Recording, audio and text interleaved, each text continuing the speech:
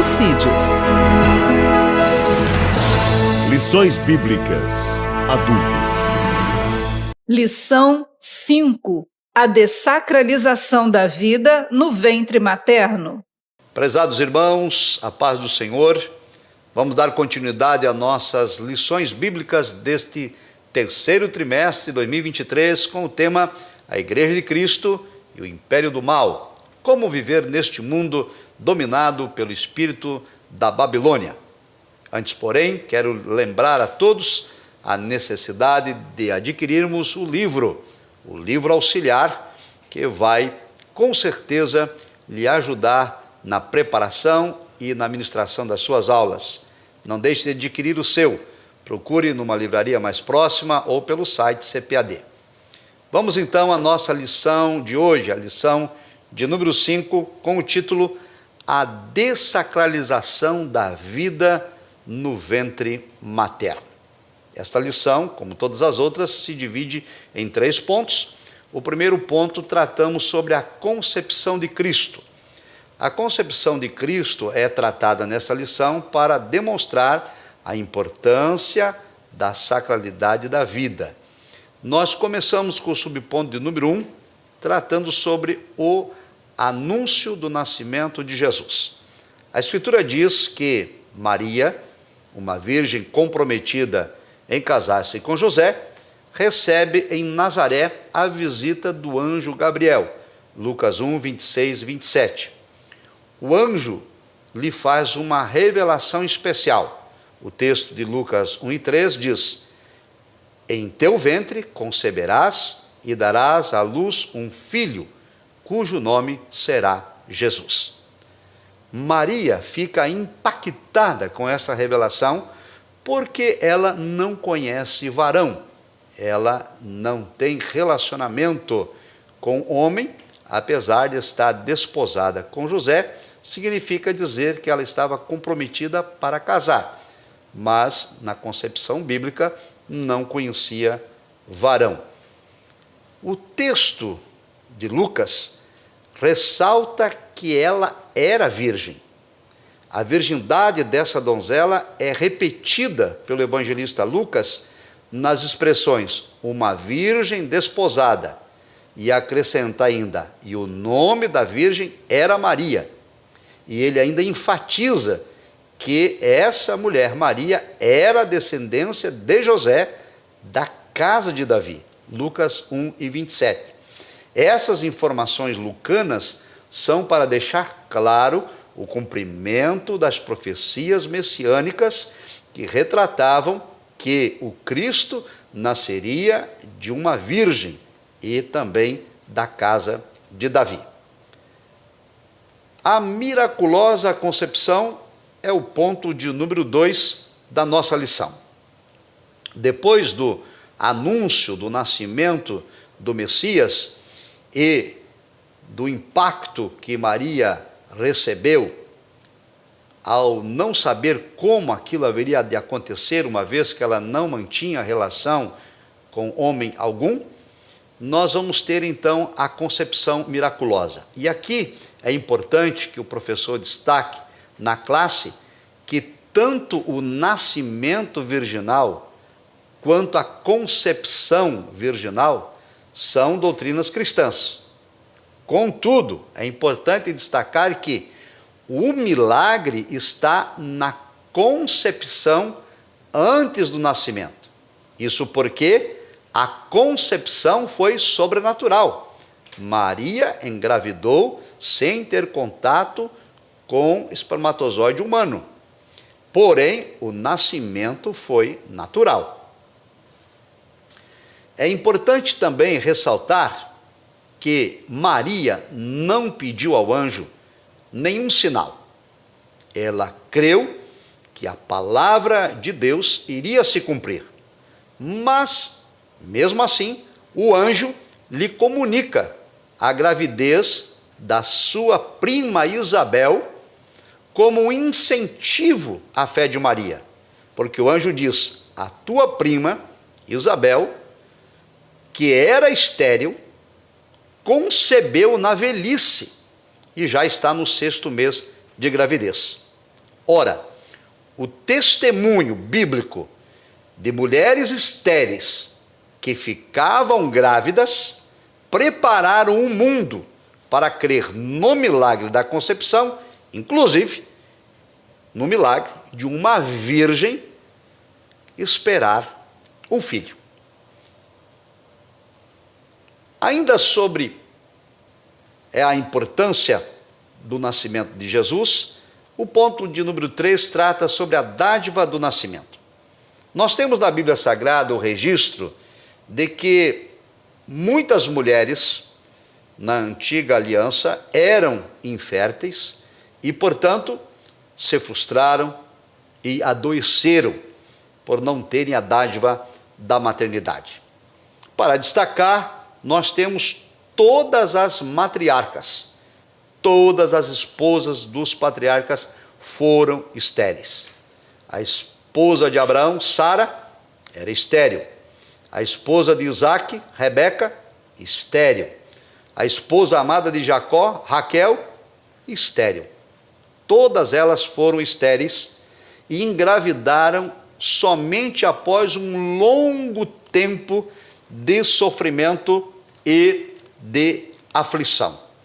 E é importante, aqueles que adquiriram o livro auxiliar, nós temos aqui algumas informações sobre essa temática.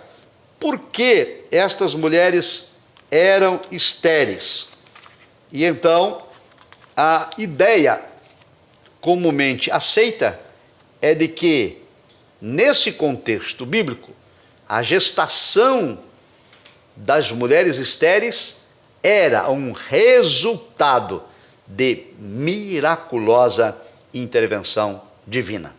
Assim, no relato do evangelista Lucas, a gravidez de uma virgem e a gravidez de uma mulher estéril de idade avançada assinalam a nítida ação sobrenatural de Deus na maternidade. Portanto, a maternidade é uma dádiva divina. A gestação é obra de Deus. E nós não podemos desprezar, nem tampouco ressignificar ou diminuir a bênção da fertilidade e a bênção da maternidade.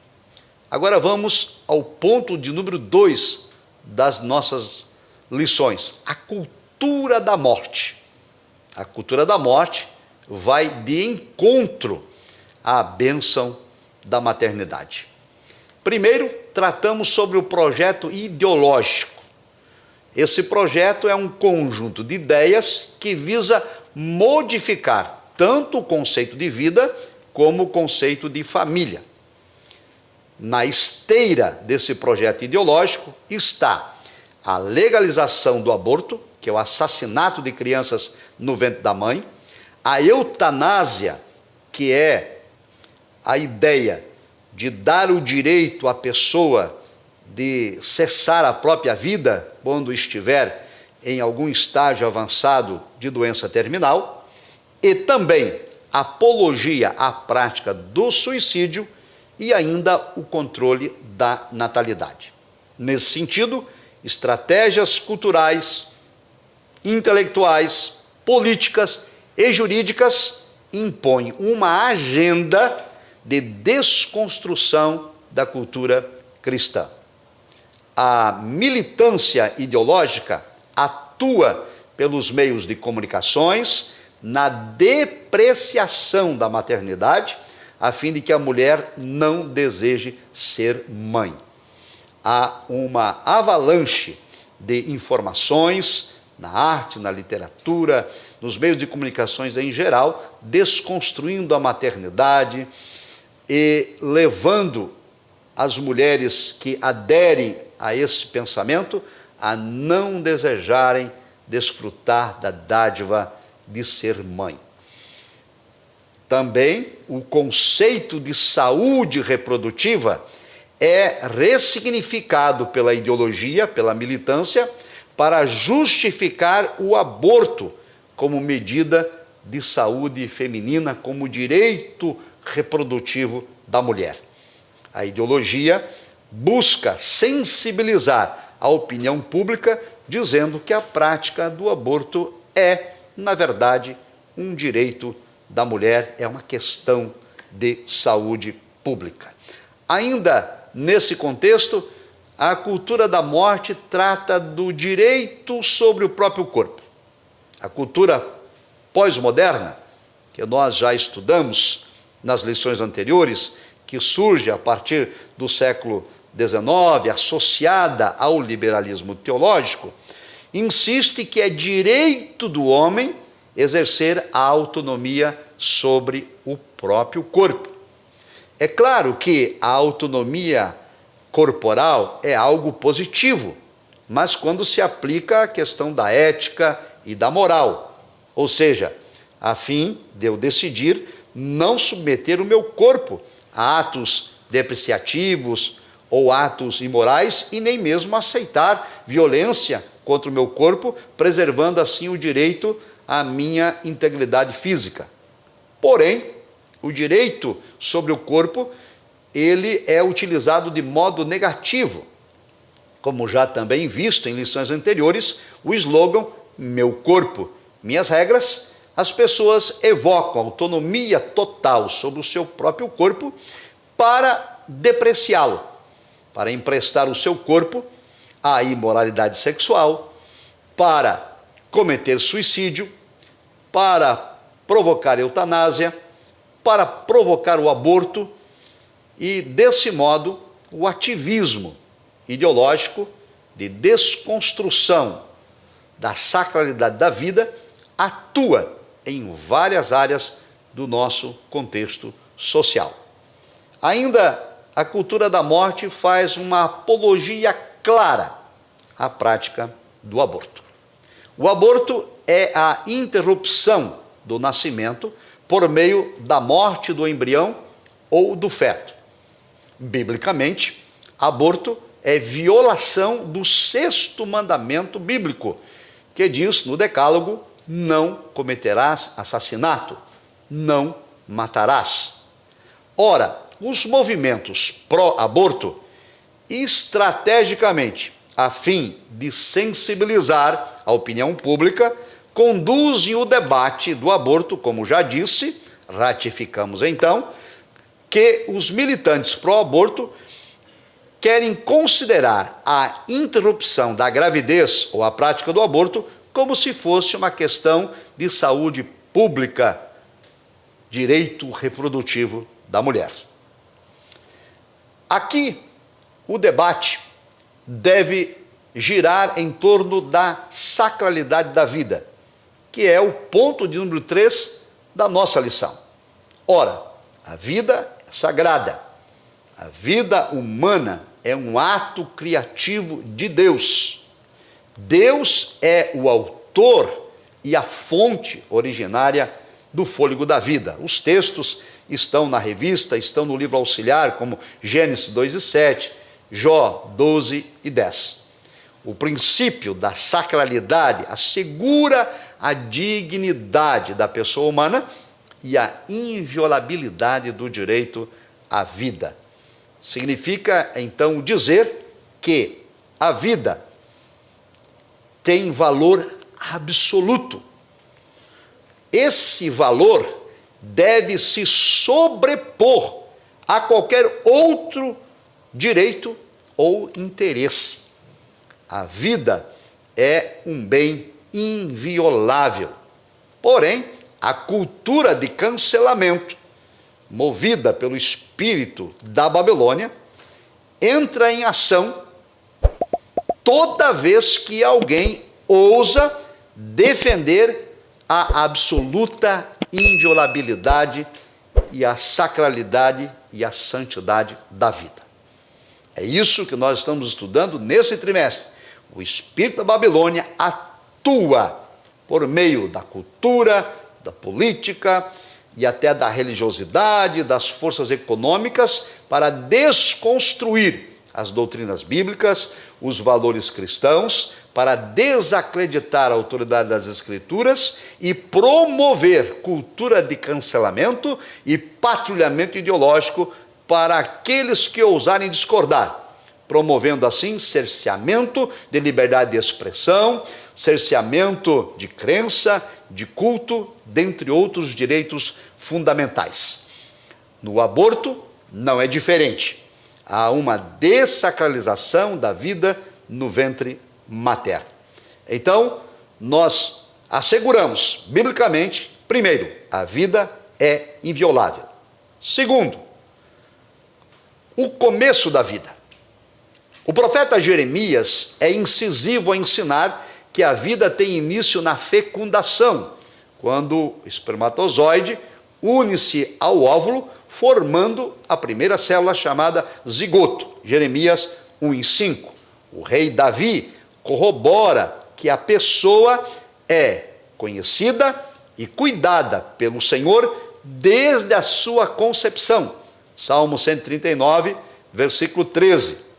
Deus, diz a Escritura, é quem forma o ser vivo dentro do ventre da mãe. Salmo 139, verso 13, parte B, e também o verso 14. Além disso, o salmista afirma que Deus vê o embrião ainda informe e o ama em todos os processos formativos da vida intrauterina, desde a fecundação até o nascimento e por toda a sua vida. Salmo 139, versos 15 e 16. Portanto, amado professor, prezados docentes, é necessário enfatizar isto na sala de aula. A vida é inviolável, ela é um dom de Deus. Deus é o autor da vida, só Ele a pode dar, só Ele a pode tirar.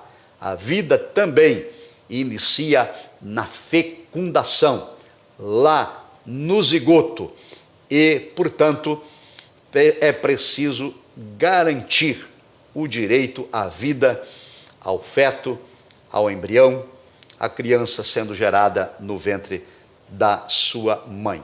E qual é a posição cristã, então, em relação a essas ideologias pró-aborto que dessacralizam a vida intrauterina? Bem, a igreja que mantém o princípio teológico de autoridade bíblica defende a dignidade humana, a sacralidade e a inviolabilidade da vida desde a sua concepção. No Brasil, o aborto é crime, porém, o Código Penal, ele prevê duas exceções. O aborto é descriminalizado quando ocorre risco de vida para a mãe ou quando a gravidez é resultante de estupro. Já o STF, Supremo Tribunal Federal, decidiu também não considerar como crime o aborto de anencéfalos, crianças que no ventre da mãe não têm o cérebro. O Congresso Nacional, que é formado por senadores e deputados federais eleitos pelo povo, rechaçaram a ideia de autorizar o aborto de anencéfalos. Porém, o ativismo judicial no Brasil fez com que o Supremo Tribunal Federal tomasse essa decisão à revelia da vontade popular e à revelia também da decisão do Congresso Nacional. A partir desta tomada de decisão de autorizar o aborto de anencéfalos, o Brasil passou a flertar com a eugenia. A eugenia é um conceito de que somente os fortes devem sobreviver. A partir desse conceito de eugenia, abre-se precedentes para que uma mãe grávida, ao fazer um exame intrauterino e descobrir, por exemplo, que seu filho vai nascer com alguma doença, com alguma dificuldade, ela pode requerer, desejar abortar. Então, essas informações e detalhes estão aqui no livro auxiliar. Temos a decisão do STF e temos também a participação das Assembleias de Deus em audiência pública junto ao STF, fazendo defesa da vida contrária à prática do aborto. Por fim, gostaria de destacar que nós temos uma posição oficial da Convenção Geral das Assembleias de Deus do Brasil. É importante, amado professor, que esta informação seja repassada na sala de aula. A CGADB, Convenção Geral das Assembleias de Deus do Brasil, é contrária à prática do aborto, por resultar numa licença ao direito de matar seres humanos indefesos na sacralidade do útero materno em qualquer fase da gestação, por ser um atentado contra o direito natural à vida. Carta de Brasília, da 41ª AGO, em 2013. Então, a posição oficial da Igreja é bíblica, doutrinária, teológica e institucional. Nós somos a favor da vida, porque isto é bíblico, nós defendemos as doutrinas bíblicas.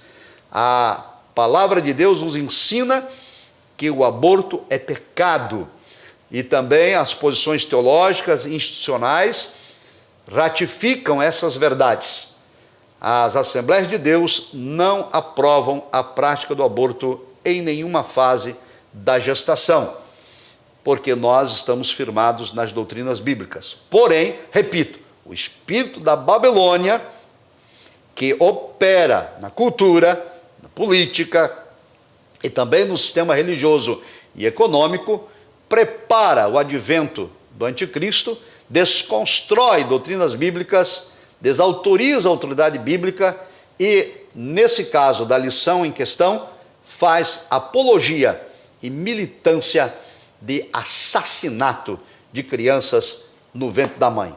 Portanto, prezado professor, evidencie isto para os seus alunos. Quando nós estudávamos a lição de número 1, o espírito da Babilônia, foi destacado que pautas progressistas, como a prática do aborto, muitas vezes são colocadas acima das pautas morais.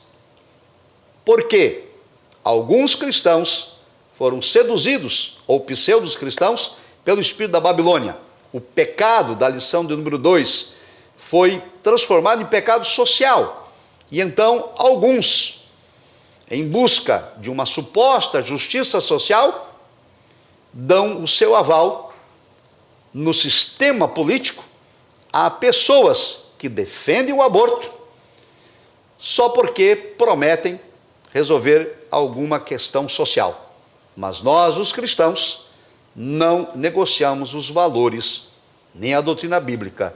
Nós somos contrários à prática do aborto, porque isso é bíblico, e, portanto, nós não negociamos, não relativizamos e não apoiamos qualquer movimento ideológico, político ou partidário que vá desconstruir um princípio bíblico doutrinário. Pense nisso. Deus abençoe a sua vida. Até a nossa próxima lição. A paz do Senhor.